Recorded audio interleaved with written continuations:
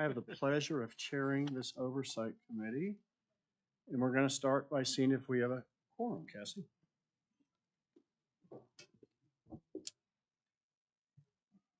Steve Cooper. Here. Heather Gardner. Javier Nira. Present. Sandino Thompson. Present. Joanne Davis. Here.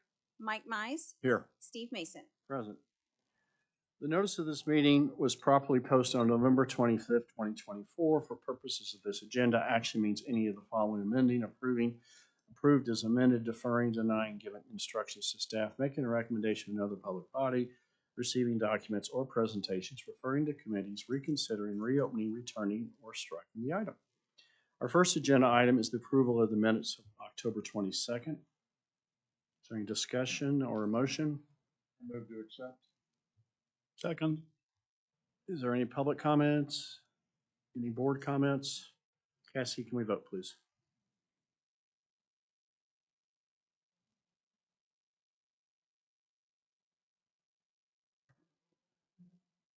And the minutes are approved. Thank you. Under recurring items, Stacy, do we have anything under 2?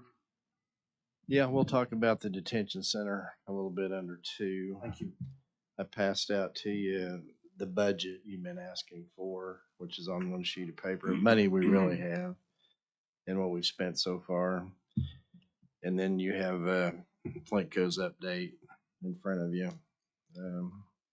showing their latest number for the CD1 package. As far as the lawsuit goes, not a lot of new information. We've given all of our discovery to the city. We're starting to receive some discovery from the city. The next step will be depositions. I don't know if that'll be in December or January, but they're coming up on us quickly. That's all I have on that. The budget I laid before you here, we're about $12.5 million we've spent to date on different pieces. Architect, geotech, land, that sort of thing. We have $221,500,000 left for construction, which is obviously not enough. If you compare that with the latest CD estimates, they're projecting 676 for the 2,400 bed we're calling it. So we're about 455 short, and they've got the 1,800 bed down to about 578. So we're about 360 million short on that one. And we'll talk more about that in a later agenda item when we discuss the bankers that are willing to fund that. Got Farouk here today with the architect for just a few comments and any questions you have from him or any questions you have of me about the numbers.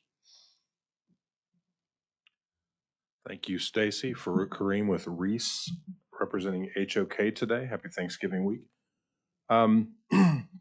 Not a lot to update other than the fact that work continues on both the detention center and the BCC. I think Flintco is going to talk about pricing on CD1 on the BCC. CD package 2 has been completed and either is in their hands or is on its way. Work continues on the detention center. Just a little bit of insight and color commentary that I guess I would share is that, the kind of process that we go through every week, not every other week, but there are several meetings that are recurring meetings that happen. So on Monday mornings, all of the technical people that are actually working on the drawings meet and sort of, kind of plan the week and the work that needs to be done that week. There's a 2-hour-long meeting that occurs every Wednesday. The first hour of that is dedicated to architecture and engineering related issues, decision-making, presentations from specialty consultants. And then typically the second hour is allocated to Flintco, kind of Q&A and updates on their pricing. But Flintco does sit in on all of those meetings and conversations. Those meetings typically are more leadership level meetings. So the county is also present. Stacy and his team, as well as representatives from the jail, are there. And those are really, again, high level decision making kind of meetings. They're presented information. The last meeting that we had last week really focused on life safety. I thought that was really interesting. You got to think about the size of this building and the number of people that are in this building all day, every day. And so how are we going to address life safety and how are we going to address just, evacuation and safety during a fire. So anyway, that's just a kind of a quick update on what's been going on and where we're at. And if you have any questions, I will do my best to answer those. Any questions for Farouk from our group or the public? Thanks, Farouk. There's no questions. That's all I have on that item.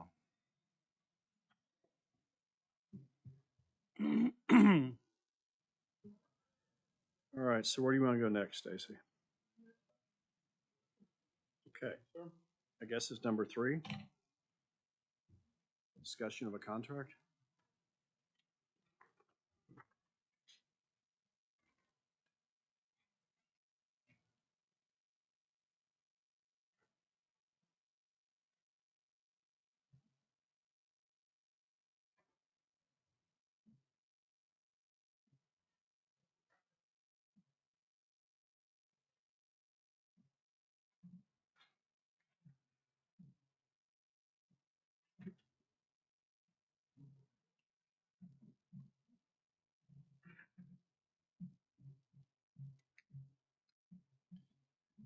Attached to your agenda was the contract between the county and Flintco for the BCC.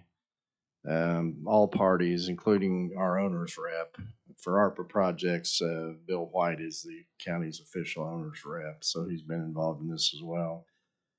All parties are happy with the wording of this contract to the point where Flintco's signed this contract. The only thing missing is Exhibit B, which is the GMP price, and we're still negotiating that. But what I give to you just a second ago was the price as it sits today. And that's going to be pretty close, that $43 million number, to where we're going to end up. They're going to want it to go up $1. I'm going to want it to go down $1.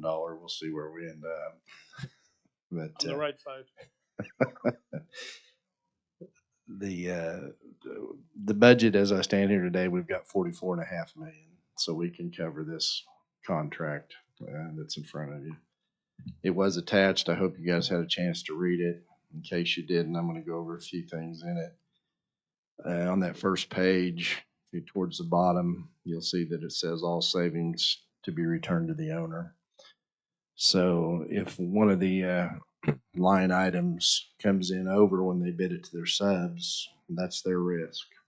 If it comes in under, I get that money back on my side of the ledger to spend on something else. And we'll just keep advancing this project. We've got 60 acres out there, so I don't want to give it back. We'll put it that way.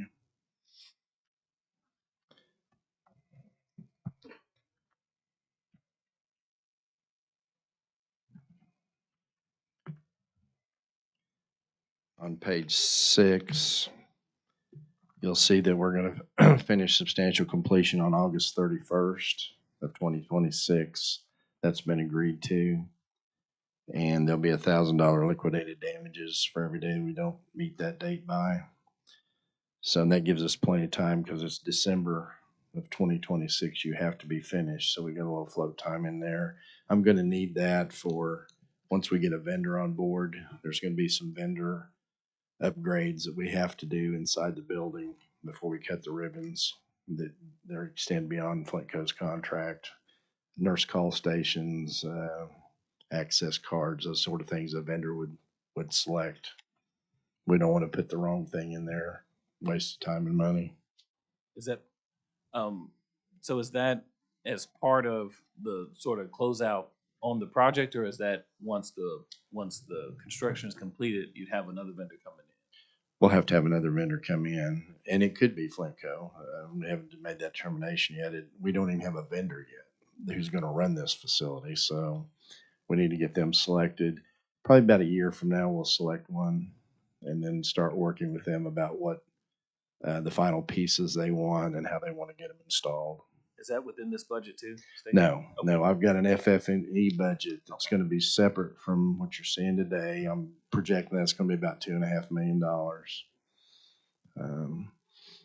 So I do have another 5.5 million coming back from the existing jail. We loaned money to them. That money should be coming back. That will help me pay for some of this FF&E vendor um, pieces and maybe some vendor startup costs. On page 27 of the contract, you'll see that it was listed out all the exhibits. The project schedule is was attached to your agenda that shows the August 31st date. Exhibit C just lists all the contract documents. D's the federal provisions, and E's the Davis-Bacon decision. We have that in our possession. The Exhibit B is what has to get attached to this, and then it'll be ready for the Board of County Commissioners. And Exhibit B will look a lot like what I just passed out to you there with the final number on it. Also gave you a schedule. If you look in the yellow on that schedule, and that's coming up next week, there's 4 straight days where the contractor, the owner, the designer, and the owner's rep will be meeting to go over in detail every one of these pieces of the BCC to make sure we're all talking about the same scope, and then we're all agreeing to the same numbers. So that's pretty intense week. Come join us if you'd like. I know Mike's just dying to. And I think I'd like to have Bill White say a few words about this BCC project as the owner's rep.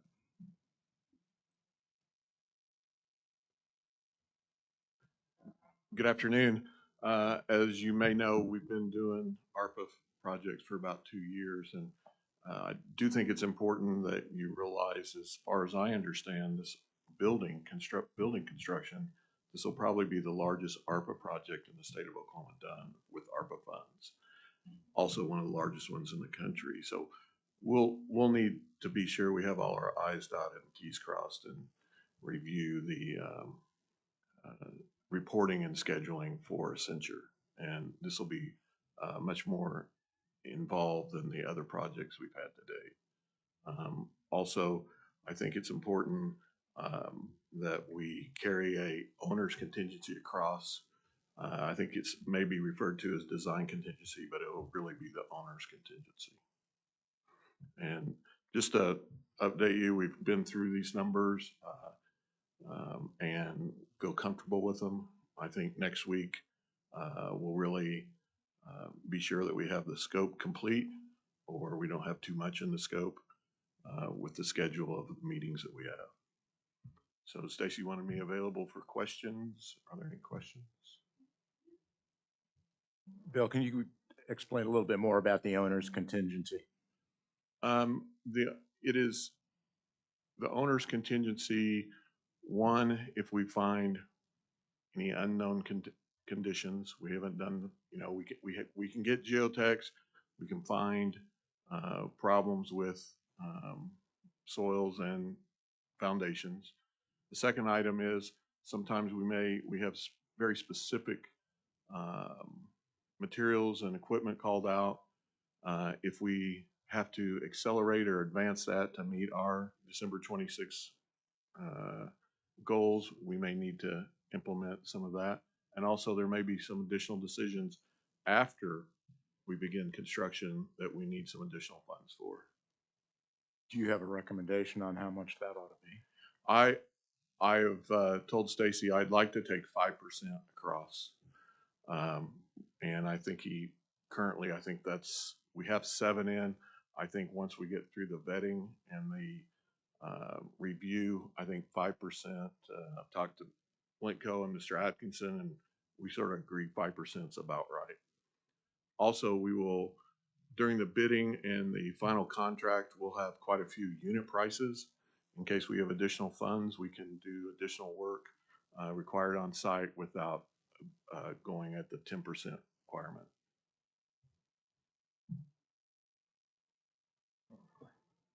What's the 10% requirement?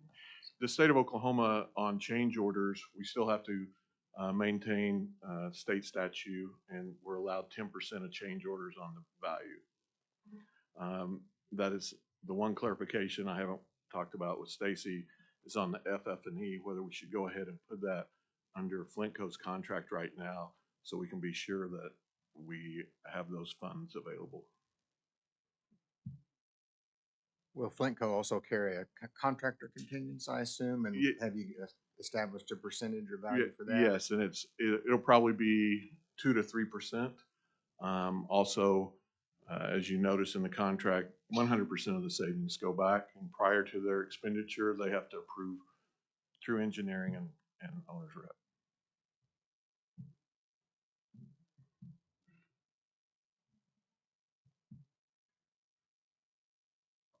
All right, thank you very much. Other questions from the board or the public?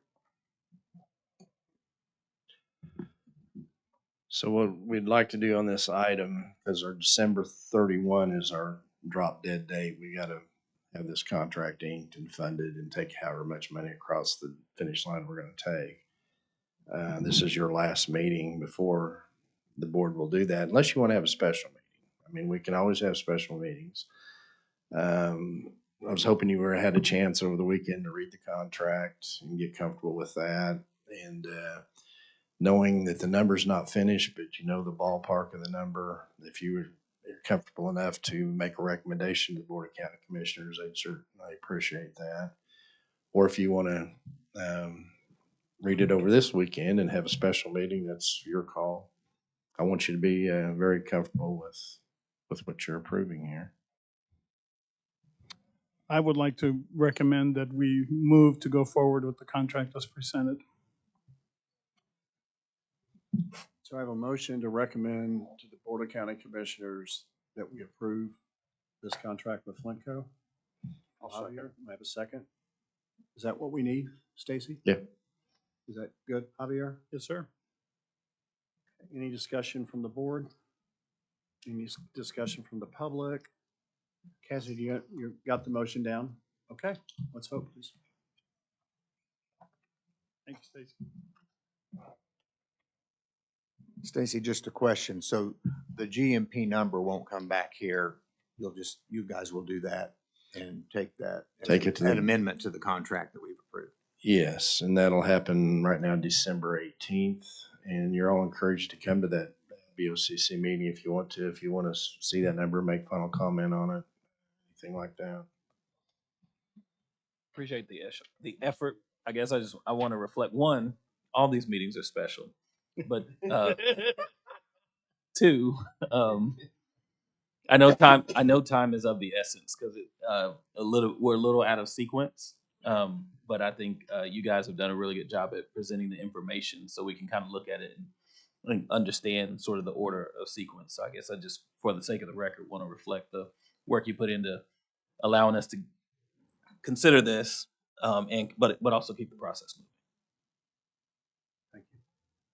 Stacy, is the approval date for the Board of County Commissioners December 17th or 18th? I believe it's the 18th, isn't it, Cassie? Our handout, I think, says December 17th.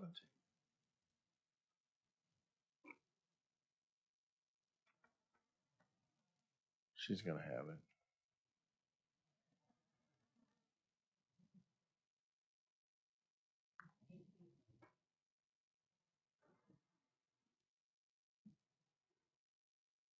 The 18th is the Wednesday.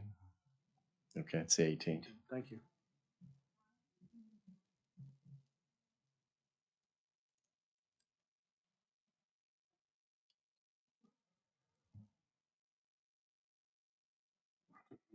Cassie, your microphone's off. I think Stacy confirmed, let's just I have double this- check, confirm these two dates I that's have on the the handout. 2nd, the 11th, and the 20th for our meetings for Board of County Commissioners for December. I'm confused. That's for the commissioners, right? I have two dates on this handout.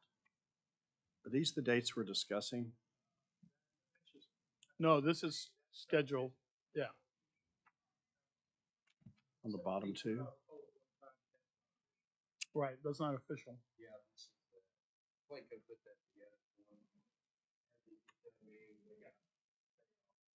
So December 17 should be December 18 on my handout. Yes.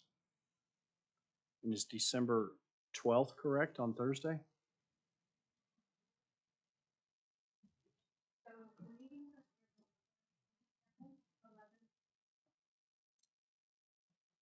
Sorry, I think it was off again. So They're the scheduled for 17th December reference is 2nd, actually the 20th. 11th, and 20th.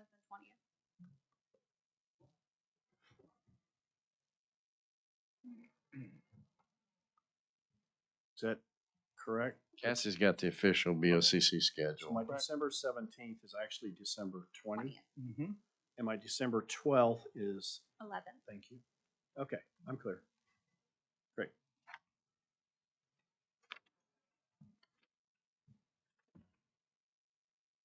So I think we've taken care of item 3. We approved sending the BOCC the Flint co-signed contract. Now we're to item 4, discussion and possible action regarding the budget updated cost estimate from Flint Co. Flintco's here to answer any questions that you might have about the budget. I don't think you're gonna make a presentation, just answer any questions that, if any of you have any. Does the board or the public have any questions for Flint Co? Okay. I believe we're done with item 4. Now we'll go to item 5, discussion and possible action regarding the discussion on the anticipated impact of the non-incarceration, incarceration, or diversion efforts in Oklahoma County, and what the impact may be to those going to the detention facility or those required to be detained long-term. Do we have a presentation? The public defender is gonna take this one. She's been involved quite a bit on those kind of programs and is aware of them. You know, Mr. Tardibono has moved on to other things, and I think she'll do a good job of explaining where those 1,000 people went. You know, we used to have a 2,600 population at the jail. It's down to about 1,600, and turn it over to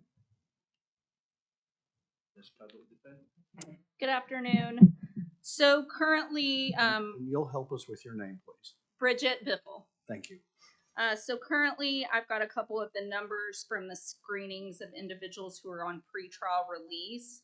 Those numbers for October is that 207 individuals were screened by Oklahoma County detention staff. Of those, 92 were approved for conditional releases. So those 92 individuals have gotten out and are being supervised by team, and that is just for the month of October. And so when we look at those numbers, daily incarceration costs for Oklahoma County is $66.49. So those 92 individuals are not in the county jail and are out reporting to team. The total number of active clients reporting to team currently is 780 individuals. So when we're seeing that number where it was and where it is, those individuals are currently on pretrial release and so not incarcerated. Of those individuals, team was contracted by the county commissioners, signed a contract with team to be the pretrial release supervisor.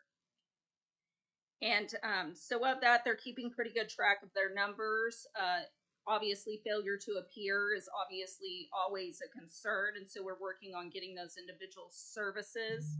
Of those 780 individuals, 200 were homeless upon intake. So a lot of those individuals are getting emergency housing, are getting services. They also have an employment rate of 60% because team gives them housing and employment services. They're also receiving benefits, and a lot of those individuals, we kind of took a snapshot of what happened to those individuals over the month. Just in the month of October, 72 of those individuals out of the vast number that we're reporting to team, 72 of those individuals were sentenced. A large portion of those, we have 13 whose case were dismissed. We have 4 individuals who received a fine only. We have several individuals who pled into drug court and DUI court, mental health court. So a lot of those individuals were able to get in diversion programs because they were able to get out and get stabilized with their mental health or substance abuse treatment. We also had 21 individuals who pled to probation, being either a suspended or a deferred sentence, and then 7 individuals who pled to probation on community sentencing. So a large portion of those were able to get out, get stabilized, do what they needed to do, and were able to divert themselves from costing the county money by going back into incarceration, and also not have to go to DOC. They were able to get stable so they could basically get out of that. And in the diversion programs, we've also seen that out of diversion programs, the recidivism rate coming out of prison is around 20%, and it's only 9% for those who are in the diversion program. So the diversion programs are making a big difference and having a very high success rate. Also, for the month of October, 71 individuals are on GPS monitoring through TEAM. And then we also have 29 individuals who are on GPS monitoring through the district attorney's office. The difference in those numbers is the district attorney's office is taking those 29 individuals who are a little bit higher risk and need more supervision because we want the community safe. And so those are also individuals, that's around 100 individuals who are out on GPS monitoring. And so those are all individuals who are obviously out of the county jail. A lot of them were high health needs, and so they were costing the county money as far as needing a lot of medical help. And so obviously having those out helps the county drastically. Are there any questions?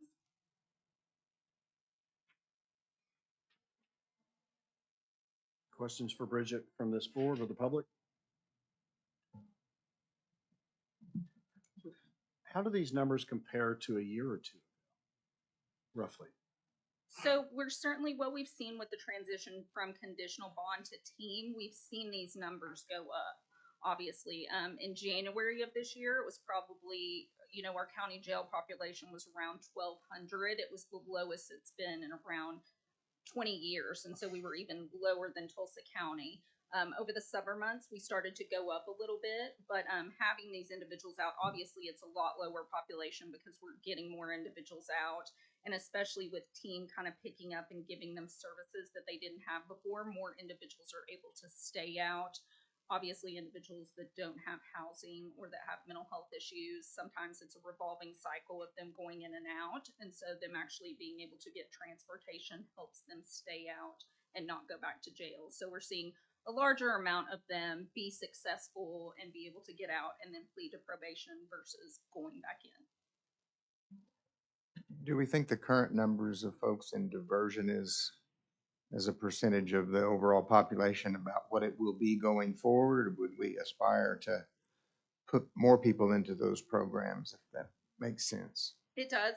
We absolutely are seeing that number grow more. State Question 780, we just got the funding. The county commissioners applied for that and got $2.4 million to be put into diversion programs.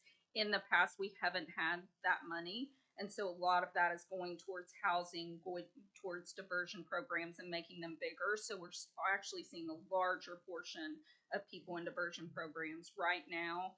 Between mental health court, court-ordered outpatient program, DUI court, we have around 1,400 participants, which is an outrageous number, but we're seeing that number grow because more individuals need this. So with more resources coming from the legislature and things like that, we're actually seeing that grow. And so we're seeing a large amount of success in this.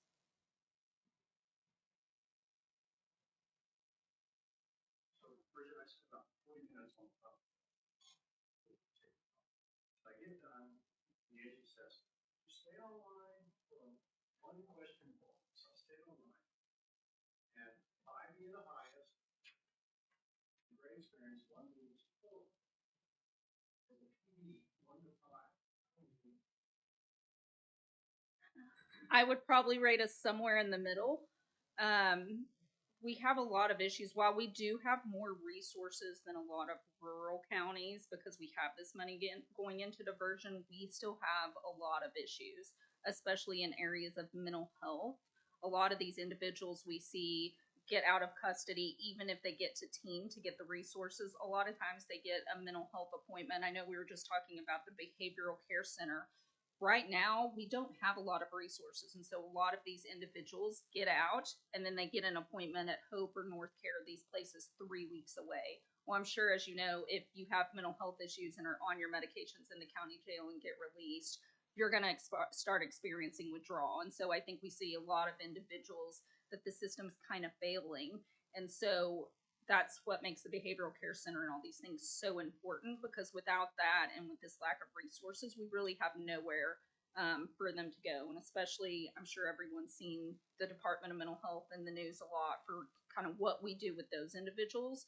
We're severely lacking in long-term care for people who are in psychosis or severely mentally ill. And so right now, there's not really, anywhere that can take them. We have crisis centers and places like that hold them for 5 to 7 days, but then they get released on the street and a lot of times go back. So I think there's a long way to go in terms of mental health resources and getting them the resources they actually need. So we're doing good in some areas, but we're kind of a long way off from what we really need to get the wraparound services and keep these individuals out.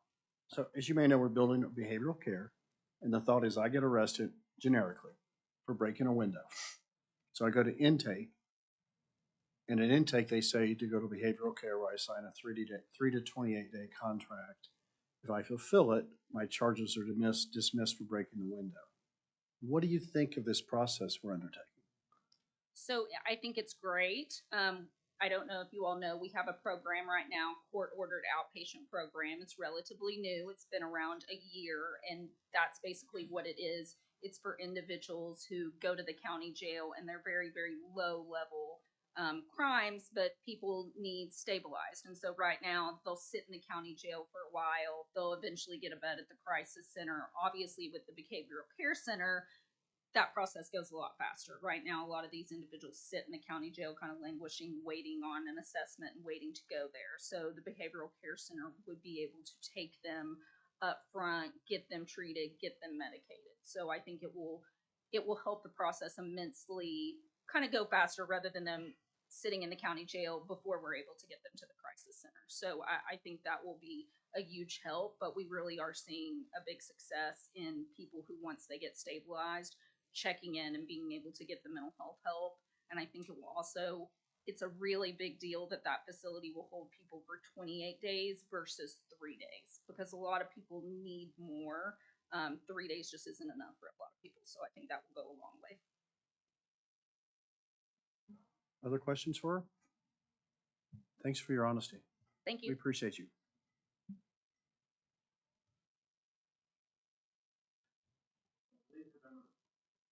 Item 5, a discussion about how we're doing with the current county jail takes us to discussion 6. Item 6, discussion and possible action regarding the RFP for the public-private partnership proposals for the Oklahoma County Adult Detention Center.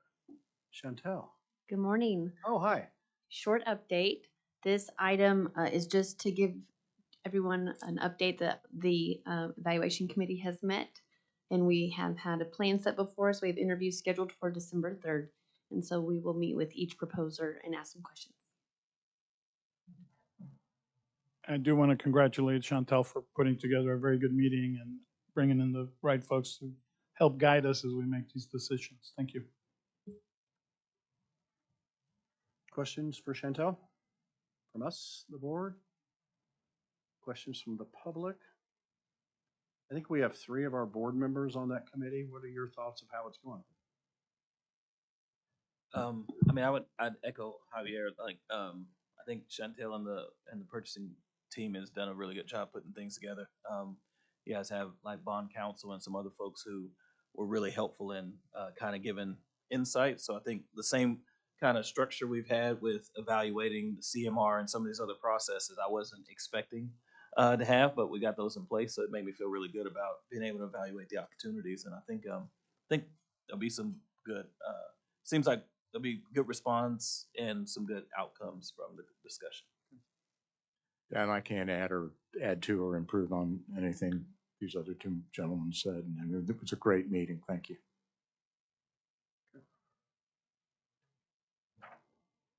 Is there any action we need to take there? No. Okay. Thanks to everyone for doing that. All right, I think we're done with our agenda. And we're gonna ask, are there any citizen participation moments? Deacon? Any words for us? I was just asking If- the cost. And if you would remind us of your name, please. Roy Forsyth. The cost of housing an inmate in the county jail versus in team diversion. How much difference, how much is being saved by doing that? So that was my question.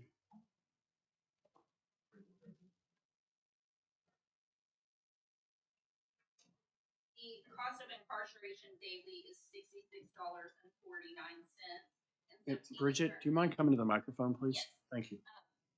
It is $66.49 per day to house an inmate in the county jail, and I can certainly get the cost of team. A lot of those services are given through team, through private contracts and things like that, but I can certainly get that number, but I know it's much less than incarceration. I'm comfortable accepting it's much less than incarceration, unless someone wants a detailed number. Any other thoughts, Deacon Forsyth? Okay. Any other citizen participation? Any board comments? Any new business? No, sir, I move to adjourn. Okay, I have one question on new business. I think we have a December meeting scheduled. Do we want to keep it, move it, cancel it? I kept on 24. It does show the 24th. Are we the 24th, Cassie? It's a Merry Christmas And thing. do you need to see us in December, Stacy? You don't want to see our faces. I always want to see. Yeah, right. Your meeting is scheduled for December 17th.